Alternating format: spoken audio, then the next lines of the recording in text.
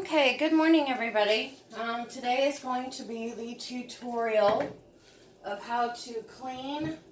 You'll have to forgive me, I was pretty frightened. I just got up this morning and started cleaning. I got lots of errands to do, but I'm behind on this video, so I wanted to get it done today. Today I'm going to show you guys how to clean your diamond drill paintings. You can see this is one that I have done. This is my little tester because the one that's black, this guy here, was very pixelated and did not show up in this print. So this is a print that I have done. This was a 30 by 45 inch that I would highly suggest you not purchase on Wish, as it does not come out very well. This here is a print I just got done for my daughter.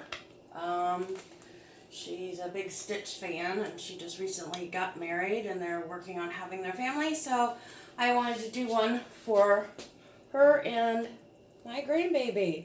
And this one is just absolutely beautiful. This was through Wish. Total price, altogether, $18. Again, I highly recommend, if you're looking for unique or individual diamond painting ideas, is to order them through Wish, because Wish has a better selection. I have ordered through Amazon. I have ordered through Diamond Art Club, which I believe is in Arizona. They just don't have the selection that Wish does. And you do get all of your gems or drills, wax, tweezers, pens. I'm stocked up on pens forever. But let's get to the main goal today. I'm going to show you guys how to clean your diamond paintings. Because if you want to eventually put these on like a canvas art, which is something I'm going to do with you guys when I get around to it, but being it's Christmas, I have 5 more of those to do. Well, it's not being it's Christmas, but close to Christmas, and Christmas is coming. I have 5 more of those to do before December 23rd, and it is now November 5th. So, and I'm waiting. That is one thing I will say that's a downside to using the Wish app, is ordering these through Wish does take quite a bit of time. Now, I got this one in 2 weeks. I got that one in about 3 weeks. But I'm still waiting on one that I ordered 4.5, 5 weeks ago. So, if you start one, you realize you really like it, this is for you. I would highly suggest, and I'm pushing these out pretty quickly. I get these done in about 3 days. And there are probably at least, I would say thousands. There's thousands, because if I bring it up to the screen and show you how microscopic these little beads are, and they are covering a complete full canvas. There are so many beads, but I have perfected and got into a groove, and I can get them done very quickly. Now I can't wait to get everyone's for Christmas done, so that way I can actually sit down, do one for myself, which I've done many for myself, but be able to sit down and do them for myself, so I can just relax and enjoy my time with it and not have to rush it out. If I want to sit down for a couple hours every other day, I can do so. Okay, back to cleaning these. What you will need is a spray bottle. This is rather large because I am a real big fan of alcohol, using at least 90% alcohol on a lot of things. I clean my TV screens, windows, mirrors, everything, because alcohol does a great job at cleaning, excellent at disinfecting, and does not streak because it dries quickly. That being said, there's that word again, that being said, get you a spray bottle, fill it with your alcohol, and what you want to do is, so you don't compromise the glue on here, and this is for future too, because if you do, like I said, the wood canvas where it's actually blocked and hanging on the wall, as opposed to behind glass, which I will show you guys how to actually put these on a canvas, fold them over, and just use 4 thumbtacks. And it holds, and how to stretch it, and it looks really nice because I do oil painting as well, and I can do my own canvases. But anyhow, to not compromise the adhesive behind the drills, you do not want to spray the alcohol directly on your canvas. So you're going to get you a lint-free, this is one of my project rags or cloths. You don't want anything that's going to have a lot of lint or fuzz on it. This is a bar cloth. Works great on, again, TV screens, etc., because I have multiple of these with different stripes and colors that I use, because you will learn that I'm very OCD, that I use for different things in the house when I clean. So, okay. So soak down your bar cloth with your alcohol. Get that nice and saturated. I want to get it, I don't know if it'll show up, but yeah, you can see the alcohol showing through where prior stains were. Wipe down your canvas. Just wipe it down. And that will clean it, which wasn't too bad. Wasn't really that dirty at all. Of course, I made special careful attention that my hands were clean when I did these. Okay, so you want to wipe that down. You will get something, maybe a little bit of dirt, but I didn't get much. And it dries. And it will not compromise, and it will make it nice and shiny and sparkly. Now, what we are going to do next to secure your diamond drills, or your drills, diamonds, whatever you want to call them. I call them everything. To secure them, you're going to want to get a can of Mod Podge by Plaid. This is the best brand. Dries quickly, dries very clear, and does an excellent job at sealing. I use this for my oil paintings. I like the gloss look, so when I do an oil painting, I use the high gloss and spray it down, and it keeps paint from cracking, peeling, etc. And it's going to do the same for securing your drills together. It's going to bind them, and it's going to put a sealant between the cracks when you spray this on there, which is going to also, if you do the wood frame, will keep the elements off of the cracks and things like that behind, which can get in behind the drills and the adhesive, and it just compromises all of it. And then you start dropping drills after about 2 or 3 years. Some people and some companies advertise that their adhesive is good up to 20 years. I don't know about that. I still like being secure. But anyhow, you want to get Mod Podge. It's a clear acrylic sealer. Get yourself a good workstation. I put down just a 13-gallon trash bag. That's what I usually use, or newspaper's fine too. Once you have cleaned this, you can roll it out. I don't have a very good roller, as I've not ordered one yet, which I need to do. But you can use a rolling pin. You want to roll out your beads. Make sure they're all good and flat.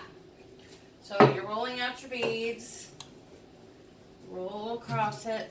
Make sure every bead is flat.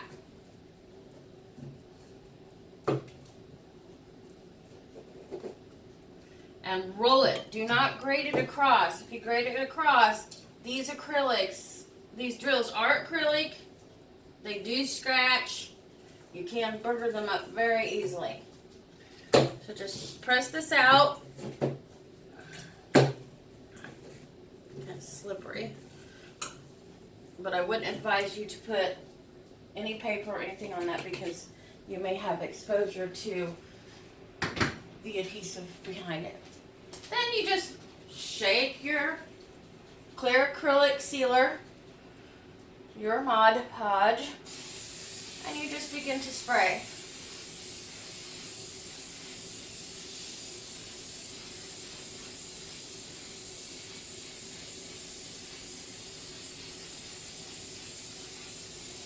using this on my test.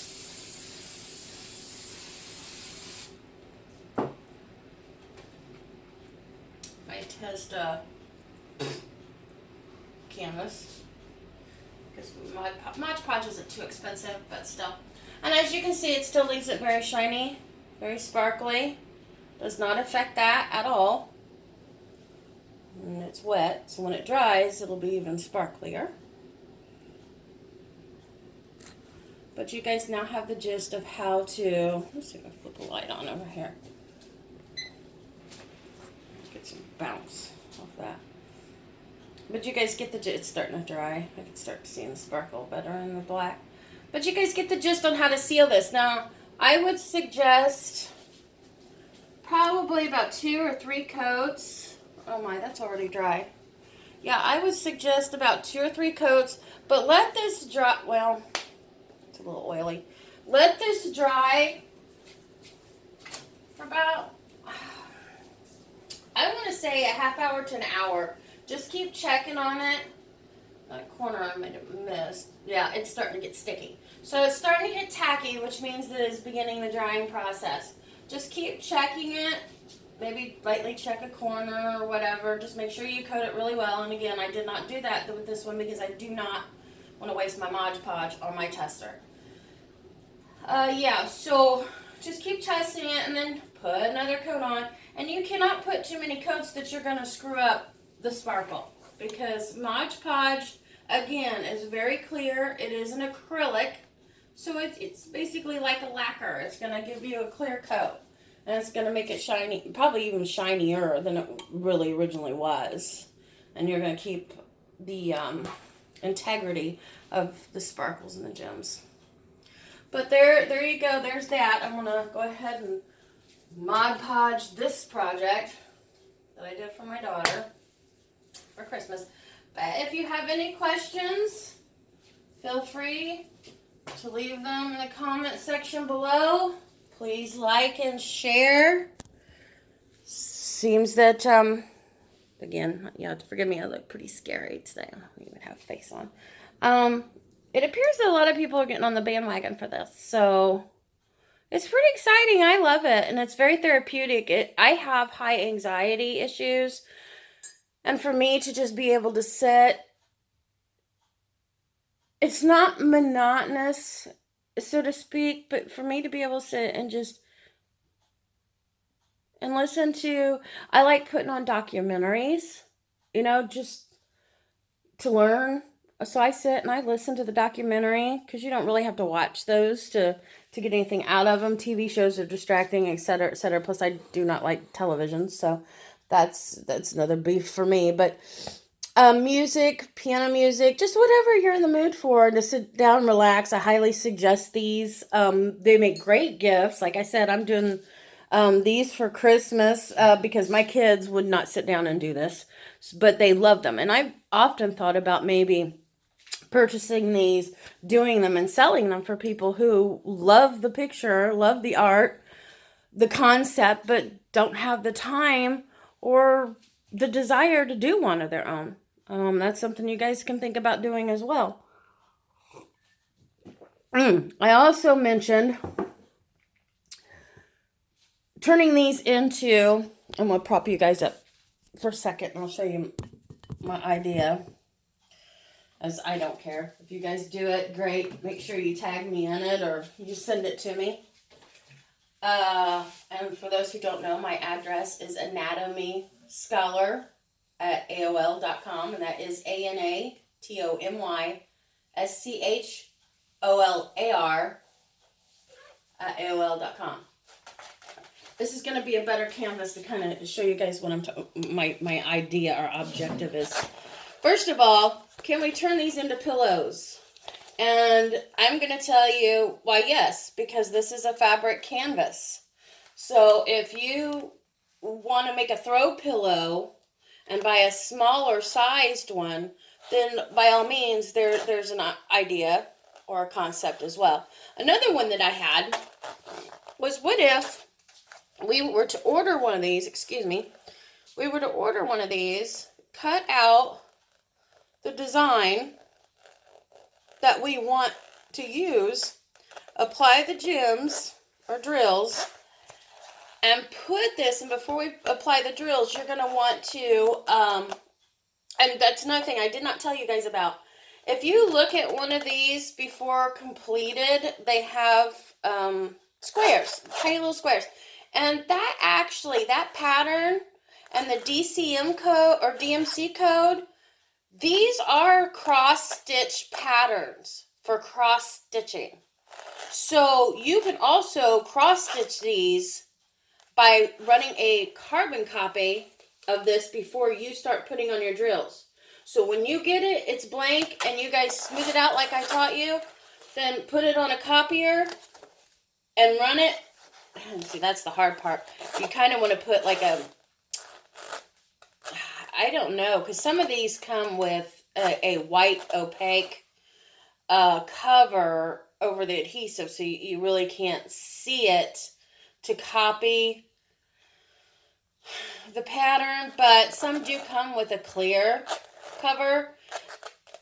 I'm trying to think of what you could use. I'll have to post that in descriptions below, because it should be something you can use that would keep the adhesive from sticking to it that's clear. But point is these patterns are very much cross-stitch patterns. So if you don't want to do diamond drills, but you find a pattern that you like, and you're like, oh, I don't want to mess with putting billions, a gazillion beads on a thing, but I do like to cross stitch, so I can sit in my chair, relax, and do cross stitch. Then you do the DMC the DMC code over here. You find that color in your thread, and then you begin doing your cross stitch, because it will be a pattern cross stitch as opposed to counted cross stitch, which I do counted and pattern. So I'm a little Jill of all trades, and that's why I think I'm going to start this YouTube thing, because I can start posting my little projects. But anyhow, yes, this is very much fabric on the other side. You can see that. Woven fabric. So it is most of them, and generally they are very good, stiff, thick fabric for canvas. Okay, so me mentioning the cross stitch, you have two options. You can cut out the pattern, then you can run a photocopy of the pattern, so you can cross stitch it on or embroider it. Cross stitching. Back in the day, we used to do counted cross stitch on sweatshirts in the 80s. So we would get and this is my cleaning sweatsuit.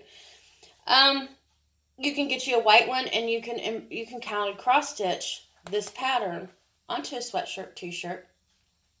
But the other objective that I was thinking of, because I do like the sparklies, is to, and you would definitely want to, and this is where it comes in to be difficult, and you're taking it, it's like a crapshoot there. You want to get a smaller print for shirts, things like that. But when you go smaller, you lose the effectiveness of the pattern, because it gets very pixelated. And as you can see, there is pixelation in this. If I was to put this really close up to you and you were to look at it, you would not be able to tell that that's a duck had I not shown it to you before, because it is very pixelated. So you can imagine how much detail you're going to lose if you go smaller, because it allows for more detail when you go bigger. But back to my original point. Let's get this cut out and figure out a way, or not this exact one, but I'm going to try to find a pattern, just something simple. Doesn't have to be intricate at this point, because it's just a project or an idea that I'm going to go with. So if you guys decide to do the same thing, it doesn't have to be anything intricate. Find just a butterfly. Go that route and go reasonable. Cut it out. Get an iron transfer. There's material that you can buy out there that you can transfer things from, your cross stitches, whatever, and transfer them to your shirts. That's what I'm going to attempt to try. So those are the two projects. Pillow, for making throw pillows for someone's bed. Let's say they're into ocean, beach theme. They've got some gorgeous prints for that. Seashells, things like that. You can do it really pretty instead of that sequin stuff that reverses. Why not? Let's try getting that fad going. Making these into shirts. Let's see how this one's coming out since I've been talking. It's still, ooh, I'm going to show you. So it's starting to get sticky and dry. You can see the webbing. Oh, it's separated. You can see the webbing. So it's starting to adhere. And it did not compromise it any when I touched it. So yeah, there's how you seal them. Mod Podge it. It's gonna work great. All right, and then again, my strongest suggestion is to you when you do these, frame them in glass. Isn't that really bizarre? Oh, okay. I would say, isn't that really bizarre? Because that one's a lot bigger than this one, and that one says 30 by, I thought they were both 30 by 40, but that one's actually 30 by 45, and this one's 30 by 40. But I put them behind glass. And if you choose not to go the Mod Podge route, or you don't have to do the Mod Podge route if you do seal them behind glass, a glass frame. And my favorite kind of frame to use, and if you hold just a moment, I'll be right back. Okay, original. This is my very first one that I did, and I am obsessed with this one. And again, this is going to be a smaller print. I can't remember exactly what size this was, but if you compare the two, you will see, let's stand back here, it was tiny. There wasn't much detail to do to this one at all. And that was my first one because I wanted to see if I liked it. I paid $3 for this on Wish. And I think it was $2 shipping and handling. So for $5, this is just absolutely stunning. It goes in my bathroom. But I cut it. And that's another thing I'm going to suggest to you. Try not to cut these if you don't have to. Mine had, this one had, it went up to here, but it had a line, and I didn't like the line, so I cut the line off, and I tried to fit it inside paper, a shadow board, or whatever you want to call those, and it didn't turn out so great. So, but my favorite frame is the flat kind. There is, the glass actually has to pop out. Did you see that? Glass pops out because it is a flat frame. Flat surface frame. These are my favorite frames. Hobby Lobby has them. I actually got this one at the Dollar General store for $2. And it's an 8x10. But, yeah. These are the best kind of frames to get. And when you get into framing, I hope to do a video on that too. Even with glass framing, you're going to have to figure out a way to maneuver those beads into the frame. And I have seen, just from trying to order these, framed pictures that they did for, display purposes, that they have used these kind of frames, and they did use the shadow, the shadow piece. It appears in every one of them. So I don't know if there's a reason for that, or if they just think that makes it pop, whatever, I don't know. But I do plan on changing this one out. It's just something that I haven't had a chance yet to do. So, yeah, that's my favorite kind of frame that I would go with to put these in. It lays flat up against your drills. It holds them nicely in there, and you don't have an issue with losing them. But I think probably with any frame, the glass is going to set pretty much, that's what you're going after. You want the glass to set up against your drills. Okay, well, I hope I covered quite a bit there today, guys. So I hope I was able to help you out. Again, any questions, post them in comments below, and I hope to see you again soon. Thank you for watching. Bye-bye.